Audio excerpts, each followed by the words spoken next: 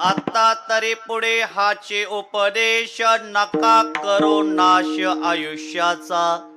थोडा इफेक्ट.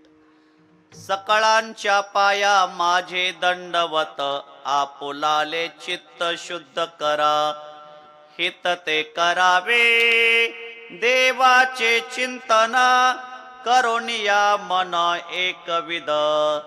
सकळांच्या पाया माझे दंडवत, आपुलाले चित्त शुद्ध करा. तुका म्हणे लाभ होय तो व्यापार, करा काय फार शिकवावे. सकळांच्या पाया माझे दंडवत, आपुलाले चित्त शुद्ध करा.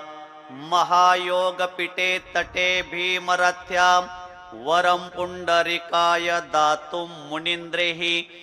समागत्य तिष्ठन्तमानंद कंदम, परब्रह्मलिंगम भजे पांडुरंगम.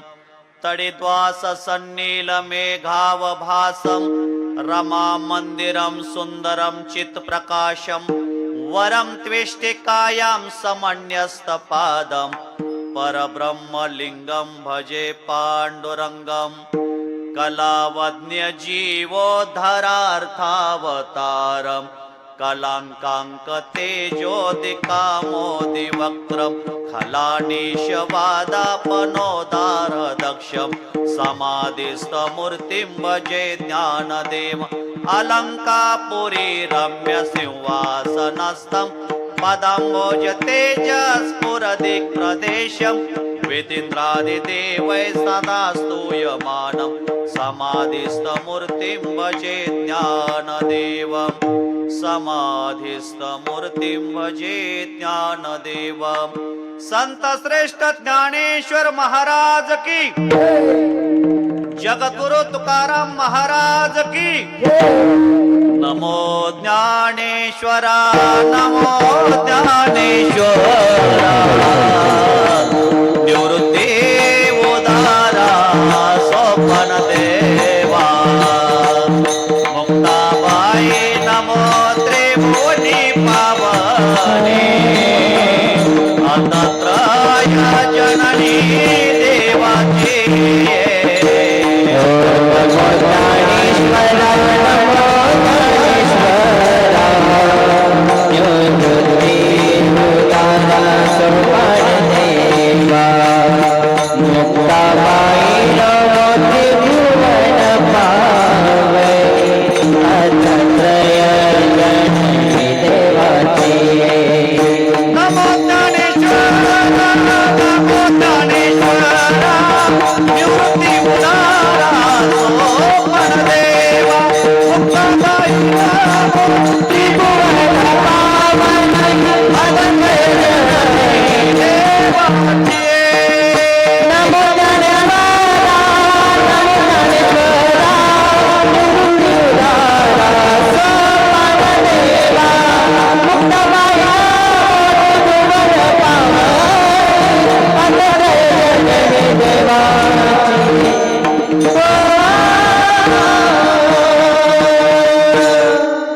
आता तरी पुढे हाची उपदेश नका करू नाश आयुष्याचा. सकळांच्या पाया माझे दंडवत, आपुलाले चित्त शुद्ध करा.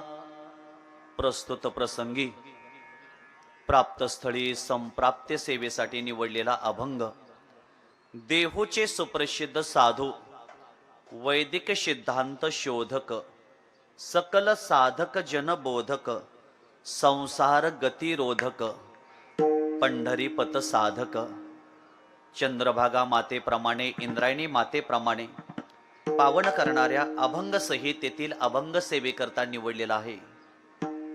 या अभंगामध्ये जगद्गुरु तुकोबराय आपल्याला प्रत्येक मानव मात्राला उपदेश करतात. उपदेश करण्याचा अधिकार कुणाला आहे? ज्यांनी अगोदर आपलं संत जीवन आचरण केलेलं आहे, भगवान परमात्म्याला प्राप्त करून घेतलेला आहे, ज्यांना अधिकार आहे त्यांनी उपदेश करावा. ज्यांचा अधिकार नाही त्यांनी उपदेश करू नये. तंबाखू खाऊ नये, बिडी ओढू नये, सिगारेट ओढू नये. कोणी सांगावं? जे ओढत नाहीत त्यांनी सांगावं. जे तंबाखू खात नाहीत त्यांनी सांगावं, बाळा तंबाखू खाऊ नको. जे मिसरी घासतात त्यांनी सांगू नये की तुम्ही मिसरी घासू नका म्हणून. अधिकार कोणाला आहे? जे खऱ्या अर्थाने आपल्या जीवनामध्ये जे व्यसन करत नाहीत त्यांनी सांगावं, तुम्ही बिडी ओढू नका बाबांनो, तुम्ही व्यसन करू नका हो, तुम्ही तंबाखू खाऊ नका हो. एक मुलगा नाथ महाराजांकडे गेला. त्याची आई त्या मुलाला घेऊन गेली. आईनं सांगितलं, नाथ बाबा, हा मुलगा रोज गुळ खातोय, किती जरी सांगितलं तरी ऐकत नाही, सारखा गुळ खातोय. आठवड्यामध्ये जवळजवळ 1-2 किलो हा मुलगा गुळ खातोय. काही करा बाबा, पण ह्याला एवढं सांगा की गुळ खाऊ नको म्हणून. बाबांनी सांगितलं, नाथ महाराजांनी सांगितलं, आज नाही, एक तुम्ही 15 दिवसांनी या, मग मी त्याला सांगतो. त्या मावशी, त्या ताई त्या मुलाला घेऊन 15 दिवसांनी आल्यानं सांगितलं की महाराज सांगा याला गुळ खाऊ नको म्हणून. नाथ महाराजांनी सांगितलं, आणखी 8 दिवसांनी या. 8 दिवसांनी पुन्हा त्या ताई आल्या आणि सांगितलं, महाराज सांगा याला काहीतरी रोज गुळ खातोय हा मुलगा, आणखी 4 दिवसांनी या माघारी, मग सांगतो. 4 दिवसांनी पुन्हा आल्या, सांगितलं, बाबा सांगा मुलगा हा खूप गुळ खातोय, काही करून सांगा. म्हटले, आणखी उद्या या तुम्ही, आज नाही सांगणार मी त्याला. दुसऱ्या दिवशी त्या सौभाग्यवती त्या मुलाला घेऊन आल्यानं सांगितलं, नाथ महाराज मी 15 दिवस झालं तुमच्याकडे हेलपड घालते, काही करा पण या मुलाला सांगा गुळ खाऊ नको म्हणून. आणि नाथ महाराजांनी त्या मुलाला सांगितलं, बाळा आजपासून तू गुळ खायचा नाही बर का. खाणार का? म्हणले, नाही खाणार. मग त्या मावशी म्हणल्या, महाराज 15 दिवस झालं तुम्ही मला 5 हेलपाटे घालायला लावले, मग एवढं वाक्य सांगायला तुम्ही गेल्या 15 दिवसात का सांगितलं नाही गुळ खाऊ नको म्हणून. त्यावेळेस नाथ महाराजांनी सांगितलं, मीच गुळ खात होतो म्हणून मी याला काय सांगावं. अगोदर गुळ खायचा मी कमी केला, 8 दिवसाला आलो, 4 दिवसावर आलो, 1 दिवसावर आलो, शेवटी मी गुळ खायचं सोडलं आणि मगच मुलाला सांगितलं की बाळा तू गुळ खाऊ नको. का? अगोदर मी ते बंद केलं, मी आचरण केलं आणि नंतर पुढे मी सांगितलं गेलं. अधिकार तैसा करू उपदेश. हा, तुकोबराय सांगतात, माझा अधिकार आहे, त्या अधिकाराप्रमाणे मी जीवनामध्ये उपदेश करतोय. आता तरी पुढे हाची उपदेश. तुकोबराय सांगतात, आता तरी पुढे हाची उपदेश, मी तुम्हाला उपदेश करतो. काय उपदेश करतो? नका करो नाश आयुष्याचा. बाबांनो, आयुष्याचा नाश करू नका. विनंती करतोय, सकळांच्या पाया माझे दंडवत. तुकोबरायांनी आपल्याला दंडवत घातलेला आहे. खरं सांगा आकाश महाराज, आपली लायकी आहे का हो? तुकोबरायांनी आपल्या चरणावर दंडवत घालवा आपली लायकी आहे कदाची, आपली पात्रता आहे का? तुकोबराय कोण आहे? तुका म्हणे, आम्ही विधीचे जनिते स्वयंभू आयते केले हो. ज्या तुकोबरांची सेवा मंत्री आमदार खासदार नाही तर जगाचा मालक, विश्वाचा चालक मालक भगवान परमात्मा तुकोबरायांची सेवा करतोय. आणि ते तुकोबराय म्हणतात, सकळांच्या पाया माझे दंडवत. मी तुमच्या पायावर दंडवत घालतो, फक्त एक करा बाबांनो, आयुष्याचा नाश करू नका. मग काय करावं? हित ते करावे देवाचे चिंतन, करोनिया मन एकविध. काही ठिकाणी शुद्ध भावे आहे आणि काही ठिकाणी एकविध आहे, पाठभेद आहे. करुणिया मन एकविध, आपलं मन एकविध करावं. जोपर्यंत मन एकविध होत नाही तोपर्यंत आपल्याला देव मिळत नाही. स्वर तुका म्हणे, चित्त करारे निर्मळ, एवोनी गोपाळ राहे येथे. येथे म्हणजे हित, एवोनी गोपाळ राहे येथे. मग हित कशामध्ये आहे? भगवंताच्या चिंतनामध्ये. हित कशामध्ये आहे? भगवंताच्या नामस्मरणामध्ये. मग तुकोबराय सांगतात, तुका म्हणे लाभ होय तो व्यापार, विको कमी करा काय फार शिकवावे. आपला जन्म मरणाचा व्यापार बंद करण्यासाठी आणि खऱ्या अर्थाने देवरूपी चिंतनरूपी लाभ आपल्याला व्हावा याच्यासाठी भगवंताचं चिंतन आणि तुकोबरायांनी आपल्याला उपदेश केलेला आहे. चारी चरण सांगितली. अभंगाचा भावार्थ. विठ्ठल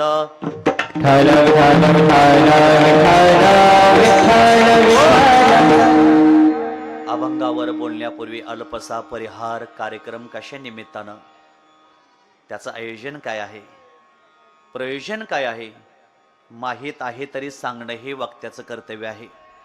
अकारण कारण वरुणालय अखिल गुण निधान जगदाधार अखिल विश्व संत श्री ज्ञानोबराय श्री जगद्गुरु तुकोबराय आदमापूर क्षेत्रामध्ये राहणारे श्री संत सद्गुरु बाळूमामा, जगाचे चालक मालक, विश्वाचे चालक मालक, पैठण निवासी असलेले शांती ब्रह्मनाथ महाराज, दत्तात्रय भगवान परमात्मा, थोर साधू संतांच्या पदस्पर्शाने पावन झालेल्या भूमीमध्ये तालुका माळशिरस मॉनिटरला वाजले, जिल्हा सोलापूर, गाव एकशिव, आणि या एकशिव गावामध्ये नदीच्या काठाला, निरामाईच्या काठाला वसलेलं हे गाव आहे. मामा सांगाव त्यांना. या निरामाईच्या काठावर आपण सर्वजण मिळून एक दिवशी नैमित्तिक कीर्तन, नैमित्तिक कार्यक्रम आपण सर्वजण मिळून या पाटील परिवारामध्ये या ठिकाणी संपन्न करतोय. वैकुंठवाशी, कैलासवाशी, स्वर्गवाशी आदरणीय हरिभक्तपरायण भगवान मारुती वाघमोडे पाटील पाटलांचं आज आपण सर्वजण मिळून प्रथम पुण्यस्मरण, प्रथम वर्ष श्राद्ध या वाघमोडे पाटील परिवारामध्ये संपन्न करतोय. त्यांची मुलं, त्यांच्या मुली, त्यांच्या सौभाग्यवती, त्यांचे बंधू, त्यांच्या बहिणी, त्यांचे इवाय जावाय, सर्व नातेवाईक मंडळी, मेहुणी असतील, बहिणी असतील, सर्व परिवाराच्या माध्यमातून आई आणि वडील या परिवाराच्या माध्यमातून आपण सर्वजण मिळून आज वैकुंठवासी आदरणीय भगवानरावजी यांना आपण भावपूर्ण श्रद्धांजली या ठिकाणी समर्पित करणार आहे. आणि त्यांची सेवा करण्याचा योग आमचे भाचे आदरणीय अक्षयजी खताळ, सौरभ असेल, या दोन्हीही लेकराच्या माध्यमातून सेवा करण्याचा योग आला. गोड मृदंग वादक हरिभक्तपरायण आदरणीय आकाशजी महाराज आटोळे बारामती, गोड गायनाचार्य आदरणीय सागरजी महाराज आळंदीकर, आमचे गायनाचार्य आदरणीय हरिभक्तपरायण आमचे हनुमंत भाऊ अर्जुन मामा, आमचे आदरणीय सुभाष मामा मदने, समोर बसलेले आमचे दसरा बाप्पू आहेत, आमचे मल्हारी दाजी आहेत, पाठीमागं बसले आमचे पाटील पाहुणे आहेत, आमचे कोळेकर दाजी आहेत, तानाजी असतील, मोहन मामा असतील, आप्पा असतील, खर्जुल पाहुणे, पाटील पाहुणे असतील, सर्व पहे पाहुणे मंडळी, या पहे पाहुण्यांच्या साक्षीनं आमचे सर या ठिकाणी बसलेले आहेत. खूप दिवसातून भेट झाली सर. सर आहेत, सर्व पहे पाहुणे मंडळी, नातेवाईक मंडळी, वडीलधारी मंडळी, आमच्या आत्या, मामी, ताई, सर्वजण या ठिकाणी आहेत. सर्वांच्या एकत्रीकरणामध्ये आपण या ठिकाणी भावपूर्ण श्रद्धांजली. त्यांना काय म्हणायचे सगळे घरातली मुलंही, मामी, त्यांना काय म्हणायचे? भाव, आप्पा, दादा, नाना, काय म्हणायत होते? दादा ना, बरोबर आहे ना? दादांचा आपण सर्वजण मिळून हा सोहळा या ठिकाणी संपन्न करतोय. दादांना 40 ते 50 एवढ्या वयामध्ये भगवान परमात्म्याने त्यांना देव आज्ञा दिलेली आहे. मृत्यू हे जीवनामध्ये अंतिम सत्य आहे सर, तो अटल आहे. कधी कुणाला कुठे कसा भेटेल याची काही खात्री नाही, गॅरंटी नाही. सकाळी हसत घराबाहेर गेलेली व्यक्ती संध्याकाळी हसतच येईल का नाही याची खात्री नाही. तरी आम्ही हे रोज सत्य विसरून रोजच्या धावपळीत, ताणतणावात, अपेक्षांच्या ओझ्याखाली जीवन जगत राहतो. उद्याची चिंता, भविष्याची भीती, अजून मला मिळवायचं आहे, या विचारात आजचा क्षण निष्ठून जातो. आजूबाजूला घडणाऱ्या दुःखद घटना क्षणभर आपल्याला थांबवतात. मन सुन्न होतं, डोळे पाणवतात आणि त्याच वेळेस लक्षामध्ये येतं काय या जगाचं खरं नाही हो. पैसा, पद, प्रतिष्ठा, सत्ता या सगळ्या गोष्टी या मृत्यू लोकामध्ये हितच राहणार आहेत. थाप देत चला. आणि आपल्यासोबत येत फक्त केलेलं कर्म, आपल्यासोबत येते माणुसकी आणि आपल्यासोबत येत फक्त समाजाला दिलेलं प्रेम आहे. प्रेम सुख दे, प्रेम सुख दे, प्रेम सुख दे, प्रेम सुख दे,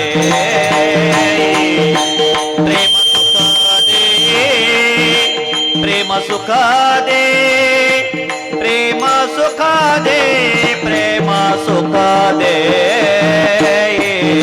प्रेम सुख दे, प्रेम सुख दे, प्रेम सुख दे, प्रेम सुख दे, प्रेम सुख दे, प्रेम सुख दे, प्रेम सुख दे, प्रेम सुख दे, प्रेम सुख दे, प्रेम सुख दे. प्रेमा बिना नाही समाधान, प्रेमा बिना नाही समाधान.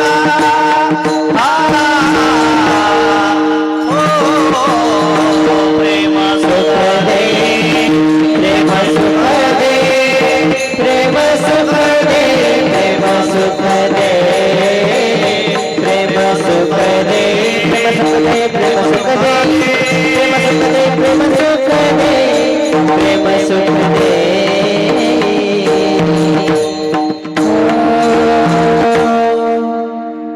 वैकुंठवासी दादांचा हा प्रथम पुण्यस्मरणाचा सोहळा या घरामध्ये संपन्न करतोय. देहाची या गाव आलिया, जन्म मृत्यूची या सोहळिया, न मनो धनंजया जया परी. देहरूपी गावाला आल्यानंतर माणसाचे 3 सोहळे साजरे होतात. पहिला जन्माचा सोहळा, दुसरा लग्नाचा सोहळा आणि तिसरा मरणाचा सोहळा. जन्माचा सोहळा घरामध्ये संपन्न करावा, बारसं करावं, थाटामाटामध्ये पहे पाहुण्यांना बोलवावं. आळंदी पंढरपूरचे वारी करणारे थोर महापुरुष बारशाच्या निमित्तातून घरी बोलवावेत. बारशाच्या निमित्तातून अन्नदान करावं, वस्त्रदान करावं, द्रव्यदान करावं, ज्ञानदान करावं आणि मुलाला आशीर्वाद द्यावेत. बारशाच्या निमित्तातून जेवढं धर्म कार्य करता येईल तेवढं करावं आणि मुलाला आशीर्वाद द्यावेत. मुलाचं आयुष्य घरामध्ये वाढतंय. पहिला जन्माचा सोहळा, दुसरा लग्नाचा सोहळा. लग्न करावं थाटामाटामध्ये, पहे पाहुण्यांना बोलवावं. लग्नाच्या निमित्तातून अन्नदान करावं, लग्नाच्या निमित्तातून वस्त्रदान करावं, लग्नाच्या निमित्तातून द्रव्यदान करावं, लग्नाच्या निमित्तातून आपल्याला ज्ञानदान केलं पाहिजे. लग्नाच्या निमित्तातून आपण आहेर व भेट वस्तू दिल्या पाहिजेत. पण आज दाजी प्रत्येक ठिकाणी असं झालंय, आहेर व भेट वस्तू स्वीकारले जाणार नाहीत. पूर्वी लग्न लागलं की पुकरायची. पाटील परिवाराची आहेराची यादी स्टेजच्या कडेला चालू आहे. पूर्वी 2 रुपये आहेर असायचे, 5 रुपये आहेर असायचे, 10 रुपये आहेर असायचे. का आहेर द्यायचे? मुला मुलीला कुठंतरी आपल्याकडून थोडंफार सहकार्य व्हावं. ज्या वडिलांवर, ज्या मुलीच्या आई वडिलांवर जे काही कर्ज झालेलं आहे, या कर्जातून आपला थोडाफार हातभार लागावा म्हणून खऱ्या अर्थाने आपण आहेर व भेटवस्तू देतो.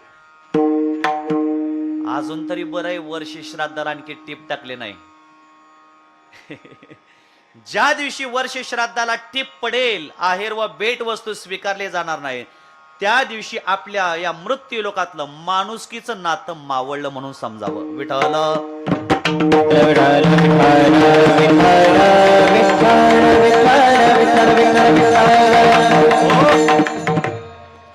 मोहन मामा पाऊस येतोय, काय करायचं?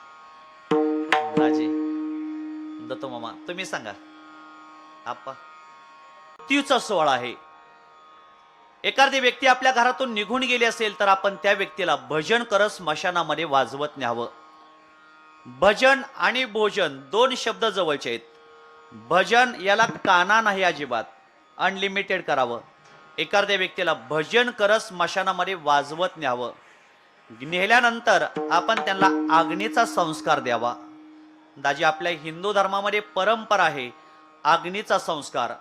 अग्नी हे देवाचं मुख आहे, ब्राह्मण देवाचं हृदय आहेत, क्षत्रिय देवाच्या बाहू आहेत, वैश्य देवाच्या मांड्या आहेत आणि शूद्र देवाचे पाय आहेत. अशी 4 वर्ण खऱ्या अर्थाने तयार केलेले आहेत.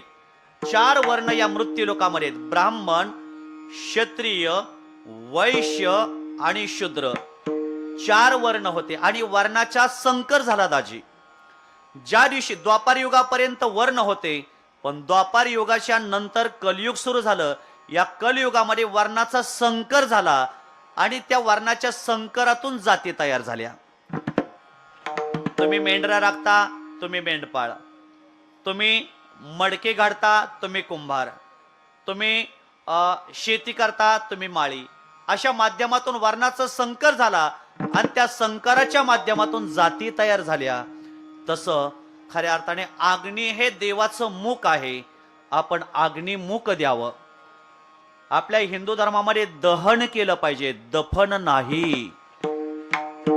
सगळ्यात मोठी संस्कार. आता उठायचं नाही बरं का. आता तुम्ही सांगितले तुमचं चालू द्या, आता उठायचं नाही. हा, महिला मंडळ जागले गयावर जन फिटले पितरांचे ऋण. पितरांच्या ऋणातून मुक्त होण्यासाठी आज ब्राह्मण काका जसे सांगतील त्या पद्धतीने पिंडदान घरामध्ये केलं पाहिजे.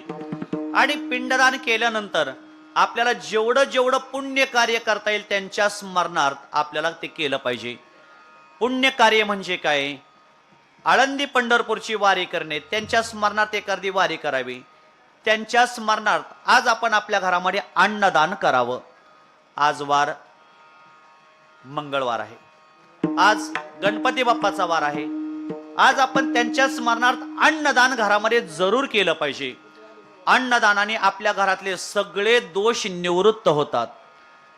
आमचे गुरुवर्य ढोक बाबा सांगतात, एखादी व्यक्ती घरातून निघून गेली त्या दिवसापासून 365 दिवस वर्षभर रोज एका पाहुण्याला जेवायला घालावं लागतं. पहिल्या दिवशी पहिला पाहुणा, दुसऱ्या दिवशी दुसरा पाहुणा, असे 365 पाहुणे रोज 365 दिवस जेवायला घालावे लागतात. पण रोज एका पाहुण्याला जेवाय घालायला आपल्याला वेळ नाही. मग गुरुवर्य बाबांनी सांगितलं की 365 दिवस पूर्ण झालं की वर्ष पूर्ण होतं. वर्ष श्राद्धाच्या दिवशी 365 पै पाहुण्यांना जीव घालायचा. आज म्हणजे 365 दिवस पै पाहुण्यांना जीव घातलेलेच पुण्य. आज वर्ष श्राद्धाला 365 पाहुणे जीव घातलेल्याचं पुण्य आपल्याला मिळतं. म्हणून आता जर 100-150 हित असतील, मोहन मामा आता बी जेवण संध्याकाळी बी जेवून जावा दाजी. म्हणजे 365 पै पाहुणे होतील. विठ्ठल विठ्ठल विठ्ठल विठ्ठल विठ्ठल विठ्ठल विठ्ठल विठ्ठल विठ्ठल पुंडलिक वरदा हरी विठ्ठल. श्री ज्ञानदेव येथे एक शीत दिदले अन्न, कोटी कुळाचे होय उद्धरण, कोटी याग केले पूर्ण, ऐसे महिमान या तीर्थाचे. आज दादांच्या स्मरणार्थ अन्नदान आहे. सगळ्यांनी एक तरी गोड घास त्यांचा खाऊन जायचंय. काय काय म्हणतात आम्हाला चालत नाही, अंगात येते वे. अन्नदान केलं पाहिजे. जे करतात ते एक तरी गोड घास आपण खाल्ला पाहिजे. गुरुवर्य राऊत बाबांनी सांगितलंय, वर्ष श्राद्धाचं खाणं दोष नाही. हे बाबांच्या मुखातून ऐकलेलं वाक्य राऊत बाबांचं. अन्नदान त्यांच्या स्मरणार्थ आपण करावं. वस्त्रदान म्हणजे पोशाख आपण द्यावेत.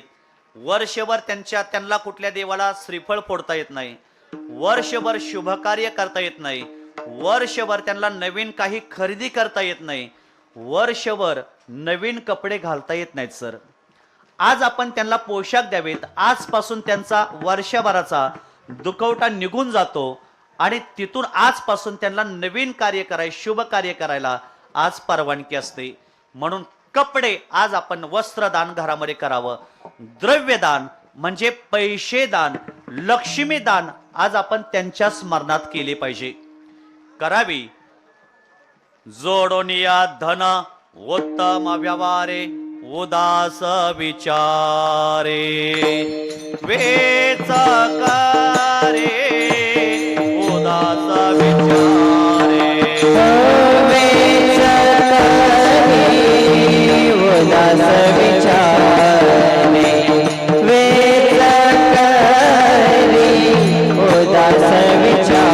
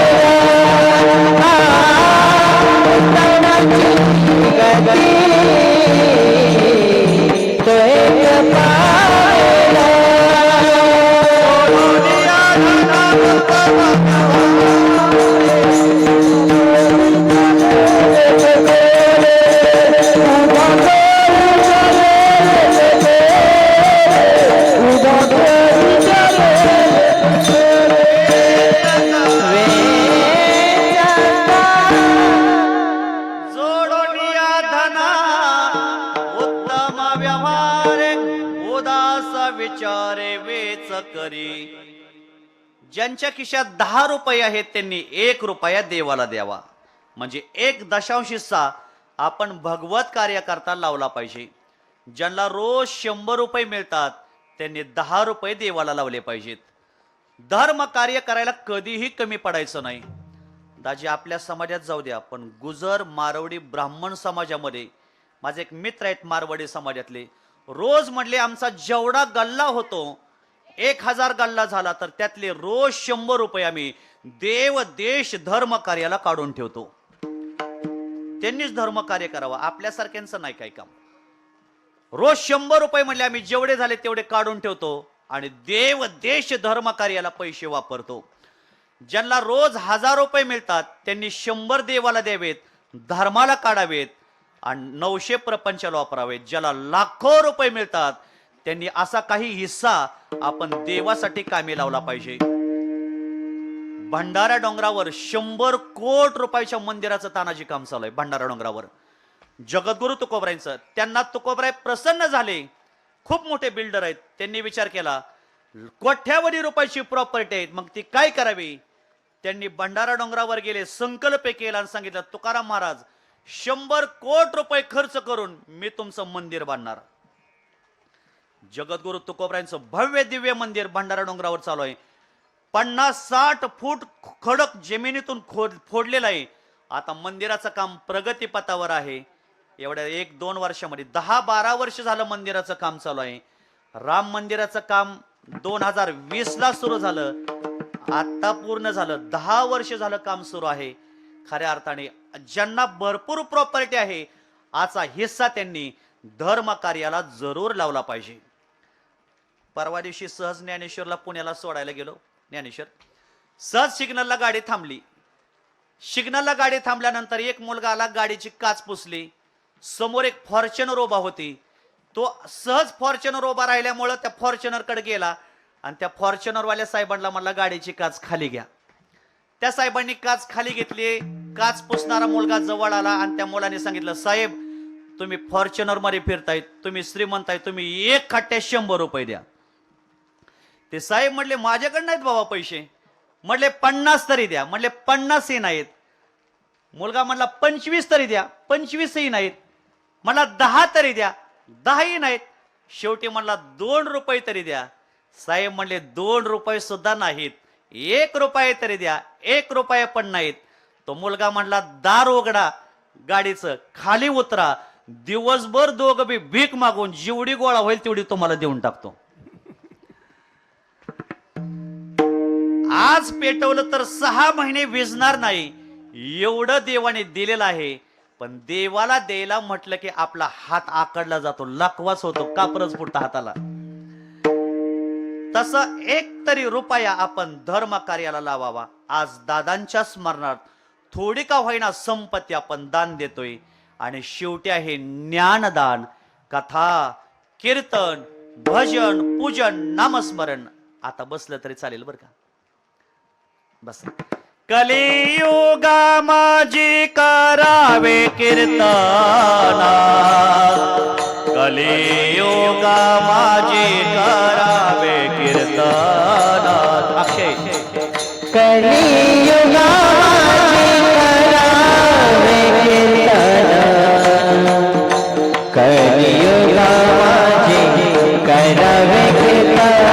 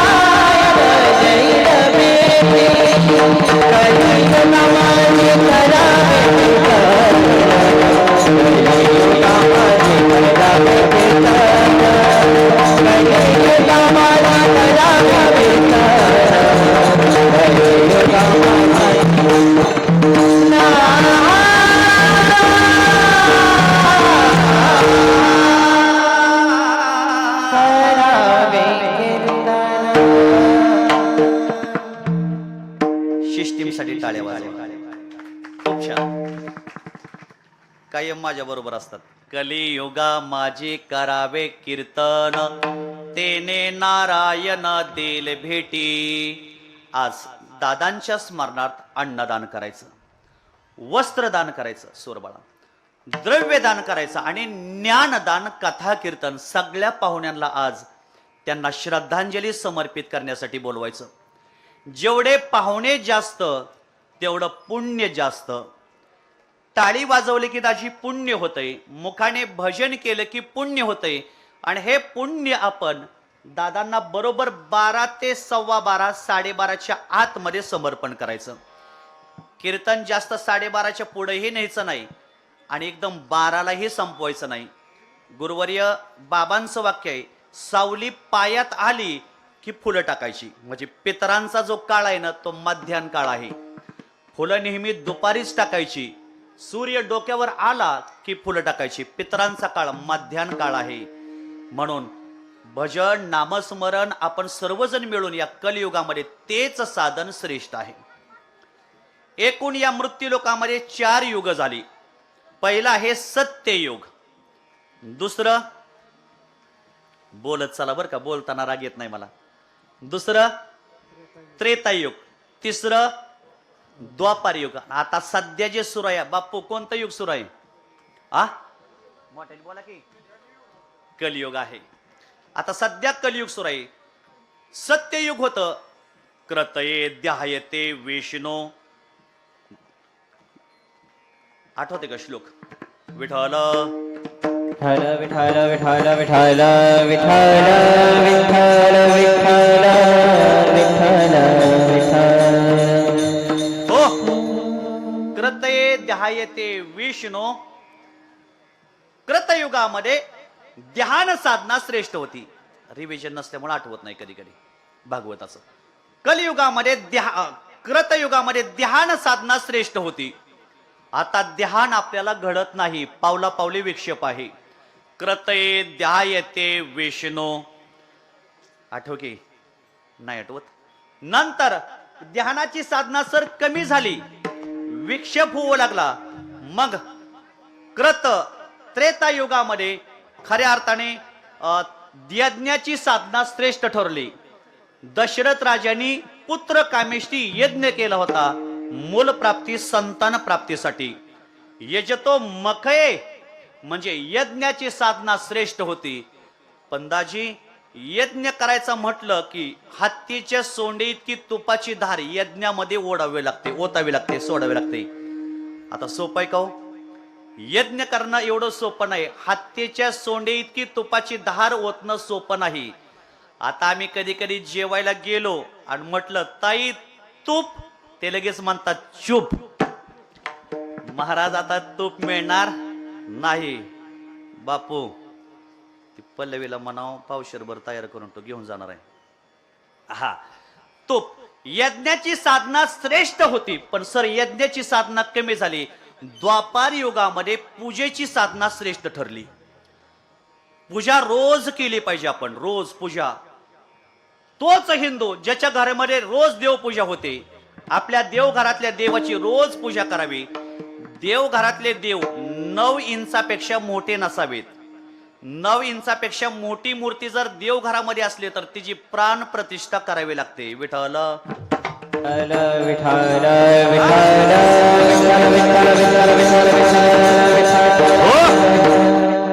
आपल्या देवघरातले देव, या देवघरातल्या देवाची उंची 9 इंचाच्या खाली असावी मूर्तीची. आपल्या घरामध्ये मुख्य 5 देव पाहिजेत. आपली कुलदेवता असणं गरजेचं आहे, इष्ट देवता असणं गरजेचं आहे, नंतर कुलस्वामिनी असणं गरजेचं आहे. आपल्या घरामध्ये जगदंबेचं ताट असेल तर त्याची पूजा होणं गरजेचं आहे. आता नाही ती बाकीचा विस्तार करत. आपल्या घरामध्ये महादेवाची पिंड असणं गरजेचं आहे. नंतर जगदंबेची पिंड असणं, जगदंबेची मूर्ती घरामध्ये असणं गरजेचं आहे. सूर्यनारायणाची मूर्ती घरामध्ये असणं गरजेचं आहे. नंतर आठवते का, गणपती बाप्पाची मूर्ती घरामध्ये असणं गरजेचं आहे.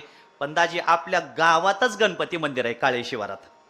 मुख्य 5 देव आहेत: विष्णू, महादेव, आदिशक्ती जगदंबा माता, गणपती बाप्पा आणि सूर्यनारायण. हे मुख्य 5 देव आहेत जगातले. या 5 देवाची मूर्ती आपल्या देवघरामध्ये असले पाहिजे. आणि तिथून पुढे इष्ट देवता, बाकीचं कुलस्वामीने काय असेल तर रोज देवघरातल्या देवाची पूजा केली पाहिजे. कोण व्यक्ती आहे महाराज मी रोज देवघरातल्या देवाची पूजा करतो त्याच्याशिवाय बाहेर पडत नाही? बोला. आता देवघरातली पूजा म्हणजे सगळी महिला मंडळकडे वाटून दिलेली, आम्हाला वेळच नाही अजिबात. देवपूजा झाली पाहिजे, देवाला अंघोळ घातली पाहिजे ताज्या पाण्यानं. तिथून पुढे देवाला एक तरी फूल आपण अर्पण केलं पाहिजे. दारात एखादं फुलाचं झाड लावा, ते फूल देवाला अर्पण करा. आणि सकाळ संध्याकाळ देवाला आपण जो खातोय तोच बापू नैवेद्य पाहिजे. देव काय म्हणत नाही मला गुलाबजाम द्या, मला जिलेबी द्या, मला बासुंदी द्या, मला पुरणपोळीचा नैवेद्य द्या. देव म्हणत नाही आपण जी भाजी भाकरी खातोय हेच भाजी भाकरीचा रोज नैवेद्य देवाला दाखवा. थोर प्रेमाचा बुकेला, थोर प्रेमाचा बुकेला, थोर प्रेमाचा बुकेला, थोर प्रेमाचा बुकेला.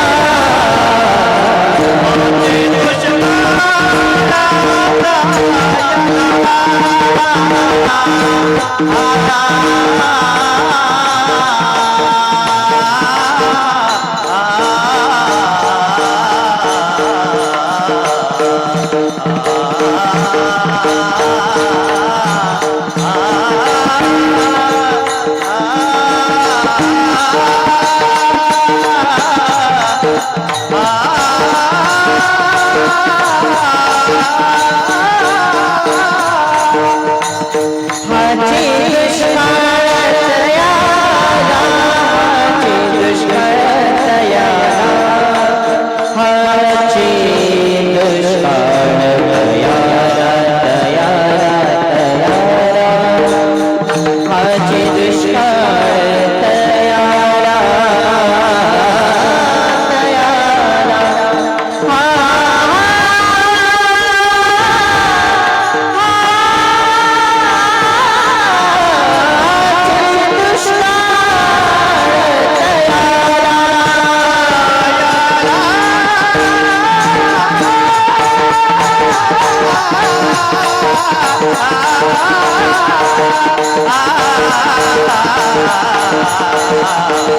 आचे दुष्काळ दुष्काळ दुष्काळ तयाला आचे दुष्काळ हाचे दुष्काळ हाचे दुष्काळ तयाला थोरा प्रेमाचा भुकेला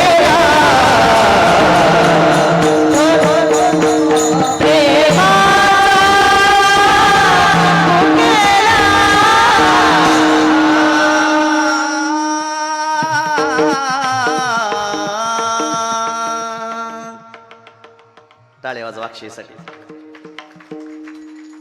साहेबांना खुर्ची दे बसायला. थोर प्रेमाचा भुकेला हाची दुष्काळ तयाला.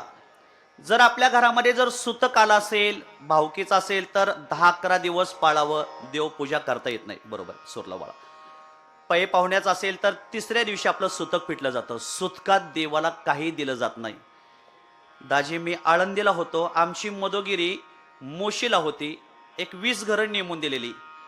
जर त्या 20 घरात जर कोणी एखादं गेलं तर आम्हाला 10 दिवस मदोगिरीच नाही तिथलं. का सुतकातलं खाता येत नाही, वेटाळाचं खाता येत नाही, अजिबात नाही खाता येत. मग देव घरामध्ये देवाची रोज पूजा होणं गरजेचं आहे. मला विनंती करायची, पंढरपूरला जावा, पांडुरंगाचा फोटो घेऊन या. आदमापूरला जावा, बाळोमामाचा फोटो घरामध्ये घेऊन या. ज्या बैठक रूम मध्ये आपण बसतो त्या बैठक रूम मध्ये बाळोमामांचा फोटो लावा. रोज पाण्याने पुसा, त्याला उदबत्ती लावा, आरती करा, नैवेद्य ठेवा मामांच्या फोटोला, पांडुरंगाच्या फोटोला. नेमाने रोज करत राहा, पूजा करत राहा. आपल्या घराला कधीही डंक लागणार नाही. हे गुरुवर्य छोटे कदम मौलींचं वाक्य आहे. म्हणून आदमापूर क्षेत्रामध्ये राहणाऱ्या बाळोमामांची पूजा करावी, केली पाहिजे. आणि पंढरपूर क्षेत्रामध्ये राहणाऱ्या पांडुरंगाची पूजा केली पाहिजे. पण पूजा रोज करावी, रोज केली पाहिजे. म्हणून सत्ययुगामध्ये ध्यान साधना होती, आता कमी झाली. नंतर राम अवतारामध्ये यज्ञाची साधना होती, कमी झाली. नंतर द्वापार युगामध्ये कृष्ण अवतारामध्ये सर पूजेची साधना होती, श्रेष्ठ होती. पण तीही साधना आता करणं शक्य नाही.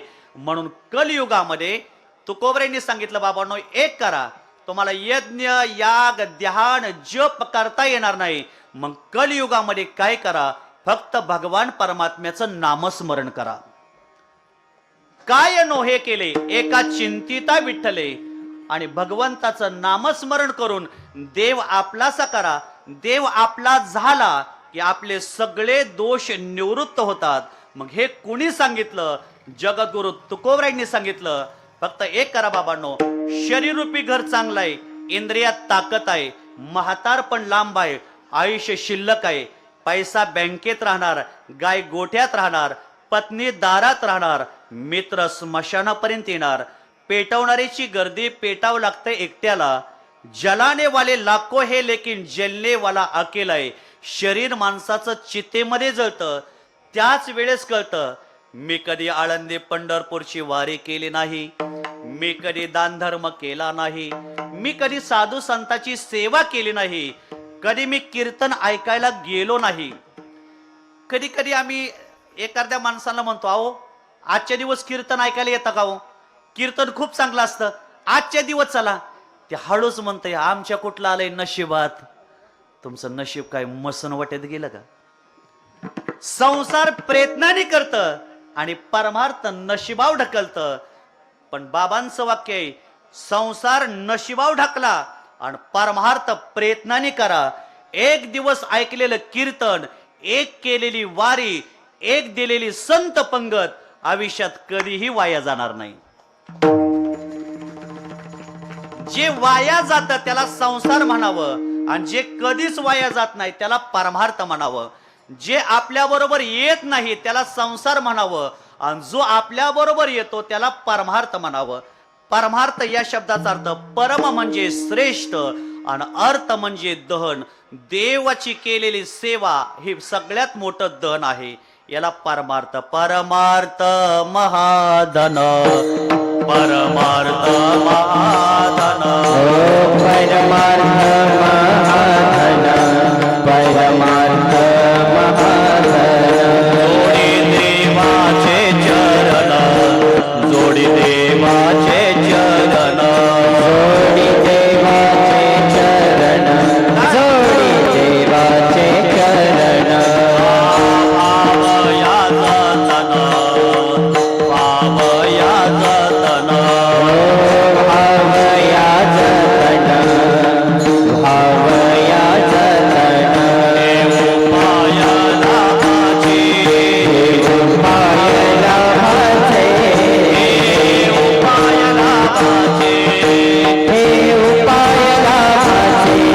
परमार्थ महाधन, परमार्थ महाधन, परमार्थ महाधन,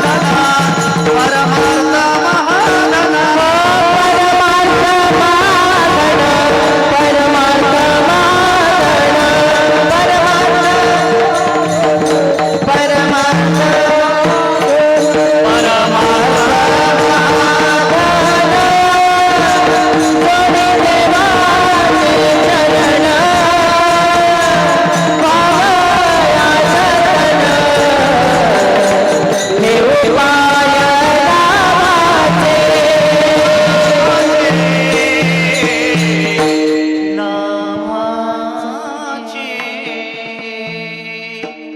परमार्थ महाधन.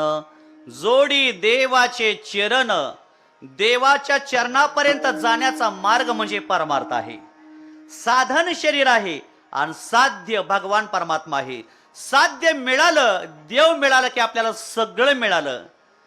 तुम्हाला गाडी मिळाली, बंगला मिळाला, शेती मिळाली, सगळं मिळालं. आणि देव जर नाही मिळाला तर सगळ्याला शून्य किंमत आहे. आणि गाडी नाही मिळाली, घर नाही मिळालं, बंगला नाही मिळाला, झोपडीमध्ये राहतोय, आणि जर त्याला देव मिळाला तर खऱ्या अर्थाने त्याला 100% मार्क आहेत. म्हणून टाळ्या वाजवायला बी तुम्हीच आणि संसार करायला बी तुम्हीच. असं मी बी संसारीच आहे. आसोनी संसारी जीवे वेगू करी, वेद शास्त्र उभारी बाह्य सदा. संसारामध्ये राहायचंय, संसार सोडायचा नाही अजिबात. कुणी सांगितलंय घरदार सोडायचं, निघून जायचं डोंगरामध्ये? अजिबात नाही. ठाईचं बैसोनी करा एक चित्त. कांदा लावायचा आणि रामकृष्ण हरी म्हणायचं. कांडी दाबायची आणि रामकृष्ण हरी म्हणायचं. भांडणं लागले की ठोका टाकायचा. ए टाकू नका बाबा. आणि रामकृष्ण हरी म्हणायचं. बोलावा विठ्ठल, पहावा विठ्ठल, करावा विठ्ठल, जीवे भावे. एकदा रामकृष्ण हरी म्हटलेलं कधीही वाया जात नाही, कधीही वाया जात नाही. एक म्हातारं कॉटवर पडलं. आजोबांनी कधी वारी केली नाही, कधी भजन केलं नाही, कधी जन्मात नामस्मरण केलं नाही. सहज एक दिवशी बाजावर पडले. मुलगा आउट ऑफ कंट्री, बाहेर परदेशात होता. मुलाला फोनवर बोलवून घेतलं आणि म्हातारं गायीच्या गोठ्याकडे सारखं बघायचं आणि वा के असं म्हणायचं. मुलगा जवळ आला आणि मनात विचार आला, शेवटी तरी बाबांच्या मुखात वासुदेव केशव म्हणण्याची इच्छा दिसते. वा के असं गोट्याकडे बघून असं बघून म्हणायचं. मुलाने विचार केला, शेवटी तरी वासुदेव केशव मुखात आलं पाहिजे. हॉस्पिटलला गेले, बारामतीला गेले, डॉक्टर साहेबांना बोलवलं. डॉक्टर साहेब काही करा पण माझ्या वडिलाला एखादं इंजेक्शन द्या, शेवटी तरी ते बोलले पाहिजेत. 1,00,000 रुपयाचं इंजेक्शन द्या. डॉक्टर साहेबांनी 1,00,000 रुपयाचं इंजेक्शन दिलं आणि सांगितलं, बाबा बोला आता, म्हणा वासुदेव म्हणा, केशव म्हणा, काहीतरी म्हणा. बाबा गोट्याकडे बघायला लागले आणि म्हणायला लागले, कसला वाश्यान कसला केश्या, ते वासरू किरसुनी खाते तेवढं बघा. जन्मभर आपली वृत्ती प्रपंचातून निघत नाही. मग अशा समाजाकडे तुकोबरायांचं लक्ष गेलं आणि सांगितलं, महाराज तुकोबराय म्हणाले, बाबांनो एक करा, तुम्ही नुसता संसार करताय पण एक करा, त्याच्याबरोबर परमार्थ करा, भगवंताची सेवा करा. हेच देव आपल्याला या मृत्यू लोकातून सोडवणार. अशा अधोगतीनाला जाणाऱ्या जीवाकडे तुकोबरायांनी बघितलं आणि जीवाला तुकोबरायांनी उपदेश केलेला आहे. काय उपदेश केला अभंगाच्या पहिल्या चरणामध्ये? आता तरी पुढे हाची उपदेश, आता तरी पुढे हाची उपदेश, आता तरी पुढे हाची उपदेश, आता तरी पुढे हाची उपदेश, आता तरी आता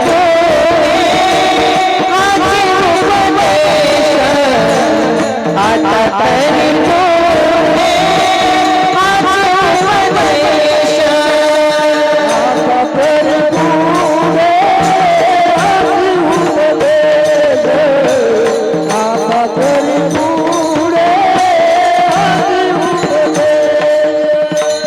दत्ता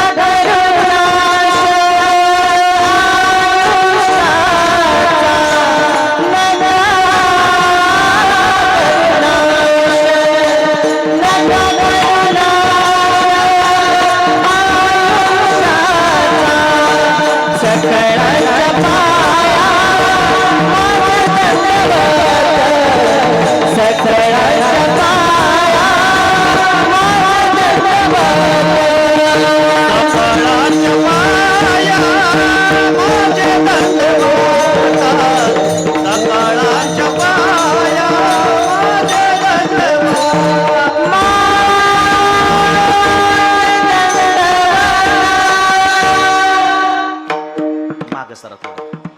आता तरी पुढे हाची उपदेश, नका करू नाश आयुष्याचा.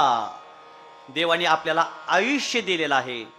खऱ्या अर्थाने 4 युगामध्ये प्रत्येकाला आयुष्याची मर्यादा होती. दाजी सत्य युगामध्ये 1,00,000 वर्षाचं आयुष्य देवाला होतं. देवाने विचार केला, किती जरी माणसाला आयुष्य दिलं तर माणूस भक्ती करणार नाही, वारी करणार नाही, प्रपंचच करणार.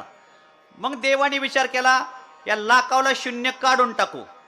मग राम अवतारामध्ये 1,00,000ला 1 शून्य काढल्यावर खाली किती उरले? माझं गणित कच्चं आहे बरं का. 10,000. राम अवतारामध्ये 10,000 वर्षाचं आयुष्य माणसाला दिलं, तरी देवाने विचार केला, माणसं भक्ती करत नाहीत. हाडाची, रक्ताचं, दिवसाची, रात्रीचा पाठ आहे सगळं. कशाला बोलावलंय मला? आलेत आता ऊसतोडीचे दिवस जवळ, टोळे यायला लागलेले आहेत त्या. हे करा, यंदा तुमच्यापेक्षा माझा जास्त ऊस जाणार आहे कारखान्याला. काय काय ठरवलंय मी 28 टनाचं जुगाड नेणार. माझा 1 नंबर झेंडा तिथं लागला पाहिजे, ही आपली इच्छा आहे. 10 वरला 1 शून्य काढला. पुन्हा द्वापार युगामध्ये 10,000ला शून्य काढला. 1,000 वर्षाचा आयुष्य देवाने माणसाला दिलं. कृष्ण अवतारामध्ये कृष्ण भगवान परमात्मा फक्त 125 वर्ष जगले आणि तिथून पुढे निषेधामाला गेले. 1000 वर्ष मनुष्याला आयुष्य होतं. पण द्वापार युगामध्ये सुद्धा देवाने विचार केला, एवढं आयुष्य माणसाला देऊन उपयोग नाही. देवाने पुन्हा लाखावला शून्य काढला 10,000, 10,000ला शून्य काढला 1,000, 1,000ला शून्य काढला खाली किती उरले बाप्पू? खरं सांगा आता, 100 वर्ष तरी मनुष्य जगतोय का? अल्प आयुष्य मानव देह, शत गणिले ते अर्धरात्र खाय. साहेब 100 वर्षामध्ये अर्धे आपले झोपीत जातात सर, आणि अर्धे आयुष्य म्हणजे 50 मध्ये आपल्याला प्रपंच करायचा आहे. पीडा हे रोग, बालत्व, अभ्यास कधी करणार आहे, हे कमी आपल्याला आयुष्य पुरत नाही. पण 100 वर्षामध्ये जेवढं जे मिळाले त्या मिळालेल्या आयुष्याचं सोनं केलं पाहिजे. ज्ञानोबाईंना 22 वर्ष आयुष्य मिळालं. 22 वर्षामध्ये सोनं केलं जीवनाचं. एकही मिनिट ज्ञानोबाईंनी वाया घालवला नाही. स्त्री देहाचा कधी स्पर्श झाला नाही. ज्ञानोबाई म्हणावं. धर्मवीर संभाजी महाराज 32 वर्ष जगले, कमी जगले, आणि 4 शहाया बरोबर लढले. कुतुबशाही, निजामशाही, आदिलशाही, आणि 4थी आम्हाला येत असतं तर मग तुम्हाला कशाला बोलावलं असतं? मला आठवण नाही सांगण्यामुळं. सांगा. कुतुबशाही, निजामशाही, आदिलशाही आणि चौथी मोगलशाही. चारही शाह्या बरोबर लढले. अनेक शाह्यांनी स्त्रियांना नाचवलं, पण शिवशाहीनं स्त्रियांना वाचवलं गेलं. आणि छत्रपती शिवाजी महाराजांनी हे भगवा ध्वज आटके पार लावला आणि हा भगवा ध्वज सांभाळण्याचं काम केलं पुण्य श्लोक अहिल्यादेवी होळकरांनी केलं. विठाल विठाल विठाल विठाल विठाल विठाल. ज्येष्ठत्वाचा मानाचा मुजरा जिजामातेला, पराक्रमाचा हार राणी लक्ष्मीबाईला, धर्म आणि राजकारण नीती कशी सांभाळावी या मानाची शाल पुण्य श्लोक अहिल्यादेवींना. अहिल्यादेवींना काय केलं? हा भगवा ध्वज आटके पार रवलेला याचं रक्षण केलं. जो कोणी आडवा समोर येईल याला मी आडवा करणार, हे ताकद अपुण्य श्लोक अहिल्यादेवींची आहे. पायामध्ये कधी त्यांनी चप्पल घातली नाही अहिल्यादेवींना. डोक्याचा पदर कधी खाली पडू दिला नाही. आता राहू दे आजच्या दिवस. एखादा जर वाईट मार्गाचा समोर आला, अहिल्यादेवीला जर काय बोलायला लागला तर लगेच तलवार उपसली. आणि एखादा वारकरी जर समोर आला तर त्याला पिंड दाखवायची. काय ताकद आहे अहिल्यादेवींची. अहिल्यादेवीनं काय केलं? स्वतःच्या मुलगा सुद्धा निष्ठुर होता, पण त्याला सुद्धा न्याय देण्याचं काम अहिल्यादेवींना होळकरांनी केलं. एक दिवशी सहज अहिल्यादेवींचा मुलगा मालेराव रथ घेऊन निघाला आणि जाता जाता एका रथाच्या चाकाखाली एका गायीचं वासरू मेलं. अहिल्यादेवींचा रथ पाठीमागून आला. सेनापतीला विचारलं, कुणी मारलं हे गायीचं वासरू? असं म्हटल्याबरोबर म्हणले, तुमच्याच मुलांनी मालेरावानी मारून टाकलं. घरी आल्या स्वतःच्या सुनेला विचारलं, एखाद्या आईचं लेकरू जो मारतो त्याला कोणती शिक्षा द्यायची?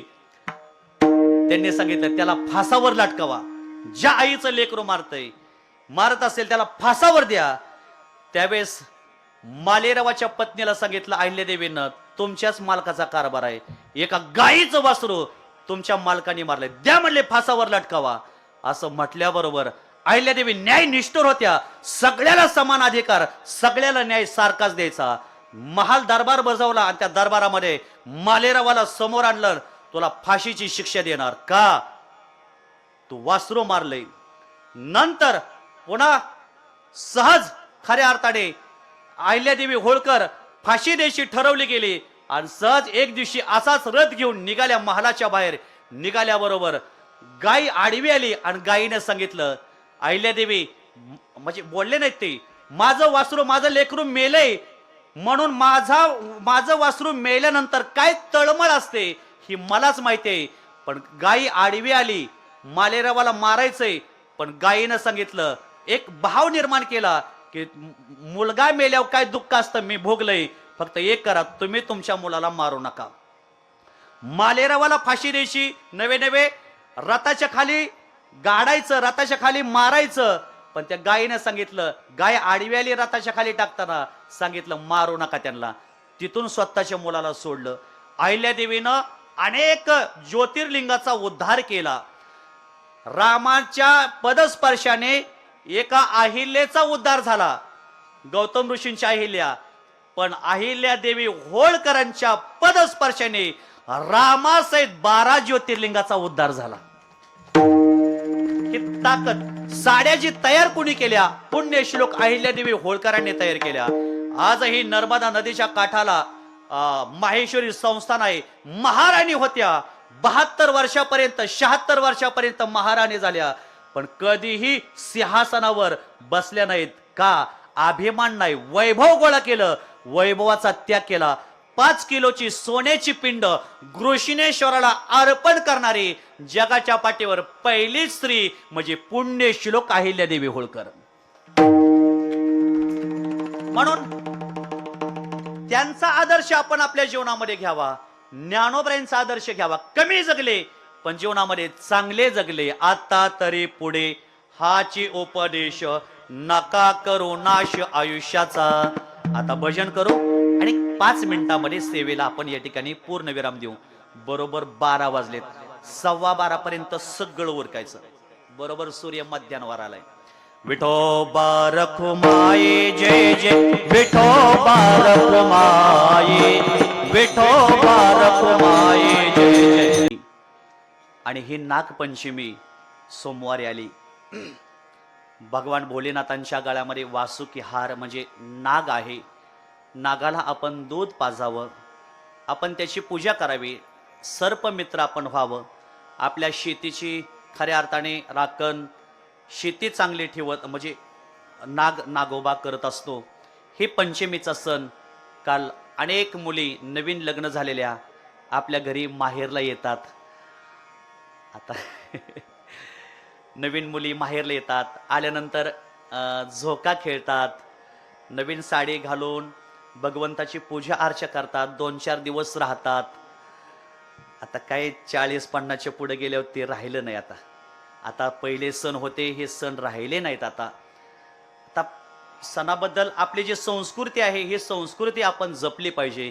आता नागपंचमीचा सण झाला, येणारा रक्षाबंधनचा सण आहे, तिथून पुढं गणपती आहेत पुढच्या महिन्यामध्ये. असे अनेक सण साजरे केले पाहिजेत.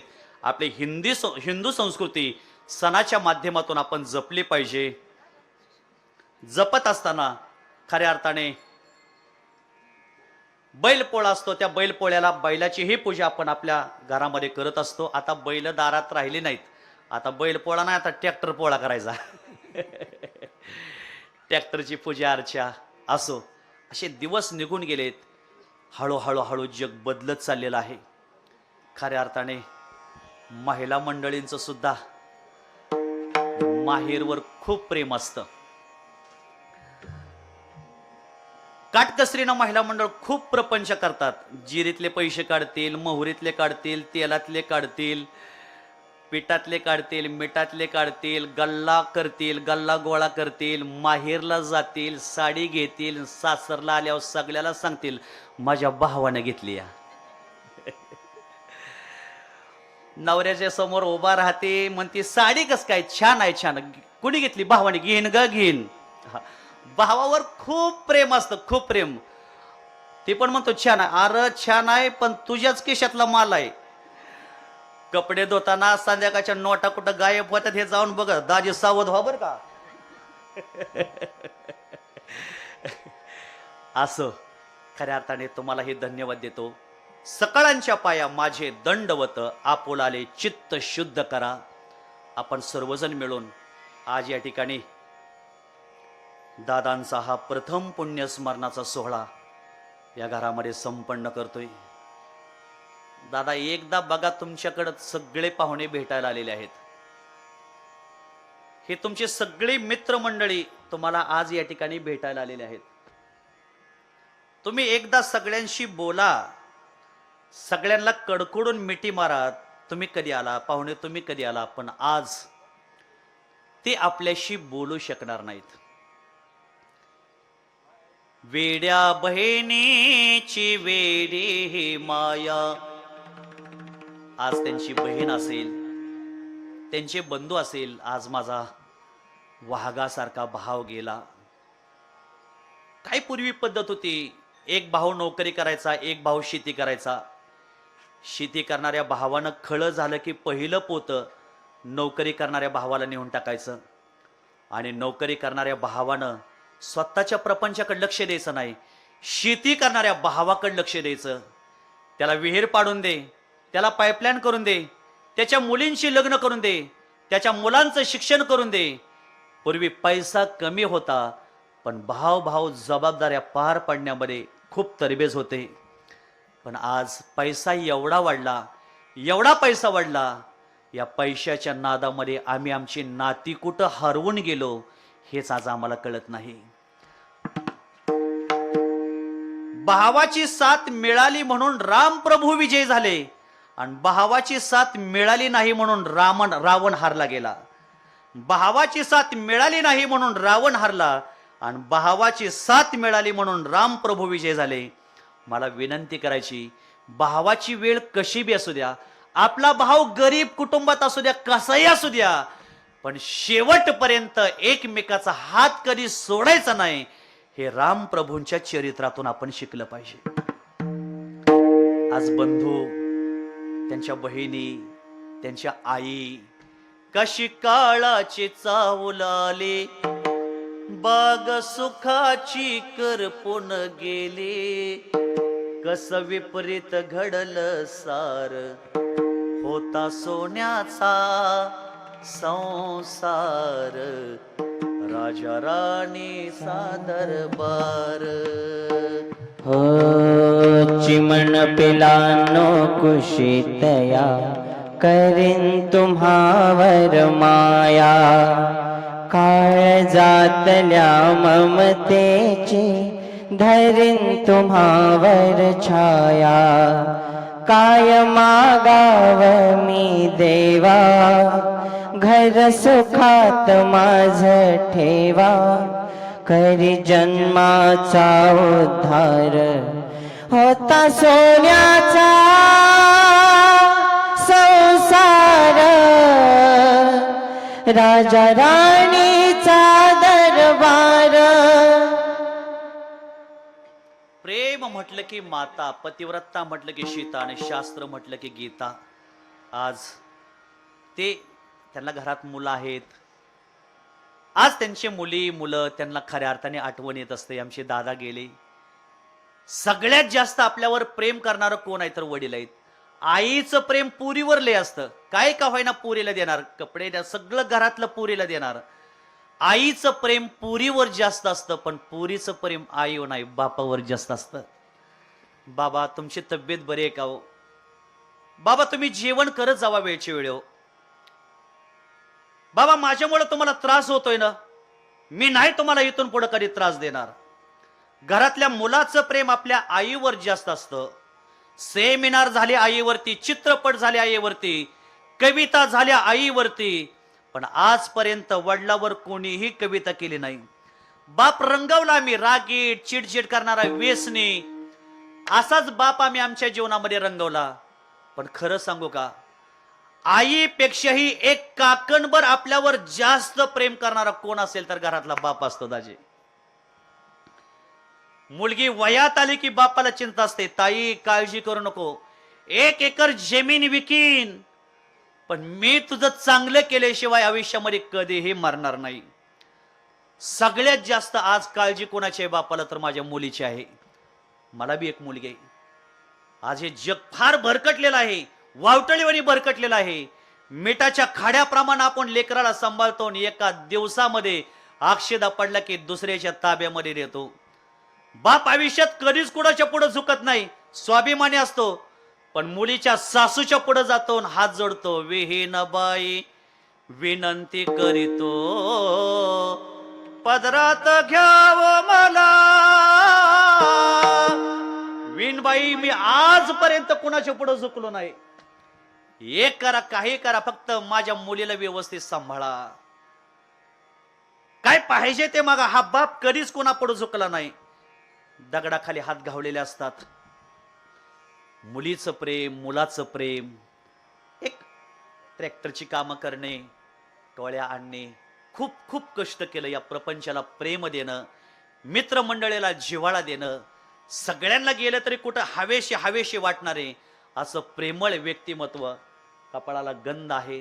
दत्त भगवान परमात्म्याची आमच्या मंगलनाथ महाराज तिथं त्यांनी कधी सेवा करायची कमी केली नाही. जे बापू असतील, हा परिवार असेल, कधीही त्यांनी सेवा करायला कमी केलं नाही. ही सेवा खूप सेवा केली. हा सगळ्यात मोठं दुःख सौभाग्यवतीला ना आई वडिलाला असतं. गाडीचं एक चाक पडलं गेलं तर गाडी चालत नाही. तसं घरातला करता कारभारी निघून गेला की प्रपंचाचं चाक मोडलं जातं. मुखात सुखाची साखर ठेवणी, जोडली जन्माची नाती. रामाच्या रोपात जपला माणूस, मारुती रायाची छाते. वाघाचे लेलाने कपाळे टेळा तो, ओझेड अंधारासाठी. भनक भीतीची नवती भवाते, आभाळ रे माझ्या पाठे. देवोनी किनारा मनाच्या होडेचा, सारंग हरपला माझा आनंद आनंद आनंद हरपला माझा आनंद आनंद आनंद हरपला. असं भगवान दादाचं एक प्रेमळ व्यक्तिमत्व आज आपल्यातून हरपलं गेलं. त्यांच्या मुलांना, त्यांच्या सौभाग्यवतीला, आई वडिलांना, बंधूंना कुठंतरी सुख मिळावं आणि या दुःखातून भगवंतांनी सावरण्याची शक्ती द्यावी. आज फोटोपशी या, एकदा हाक मारा दादा, आज आम्ही सगळे भेटायला आलो, एकदा बोला. आज आपल्याशी बोलू शकणार नाहीत. गेले ते दिवस, उरल्या त्या आठवणी, बाकी काहीच नाही. म्हणून त्यांनी खूप कष्ट केलं. चांगला स्वभाव, प्रेमळ स्वभाव, मनमिळाऊ स्वभाव. आज सगळे पै पाहुणे आज दादांच्या शेवटच्या भेटीला या ठिकाणी आले. सगळ्यात जास्त पाहुणे म्हणजे आमच्याकडलीच आहेत. पाटील वस्ती हे एक रक्ताचं नातं, वाघमोडे परिवाराचं, रूपनवर परिवाराचं, पाटील परिवाराचं हे नातं. सर्वांना विनंती, एकमेकाने आपण सगळ्यांनी एकमेकावर प्रेम करा. जसं दादांवर तुम्ही प्रेम करता तसं माझ्यावरही प्रेम करा. खऱ्या अर्थाने आपण सगळी एकच आहोत. एकमेकाला पुढं न्या, एकमेकाला मोठं करा, एकमेकाला सांभाळून घ्या, धर्म कार्य करा, भगवंताची सेवा करा. झालेली सेवा दादांच्या चरणी समर्पित करतो. माझे गुरुवर्य आळंदीमध्ये मी राहिलो काही 2-4 वर्ष, गुरुवर्यांची चरणी सेवा समर्पित करतो. आमचे मंगलनाथ महाराज या ठिकाणी आले, त्यांनाही त्यांच्या चरणी सेवा समर्पित करतो. सगळे पहे पाहुणे, त्याच्यामध्ये आमचे पांढरे साहेब या ठिकाणी आलेत, पाहुणे आलेले आहेत, आप्पा आहेत, साहेबांनाही धन्यवाद देतो. माझ्या संस्थेचं उद्घाटन साहेबांनी केलं, नंतर मंदिराचं भूमिपूजन साहेबांनी केलं. एकही साहेबांनी दाजी तुम्ही कुणी कार्यक्रम चुकवला नाही. आता दिवाळीपर्यंत मंदिराचं काम करायचं आणि शेवटी मूर्ती प्राण प्रतिष्ठेला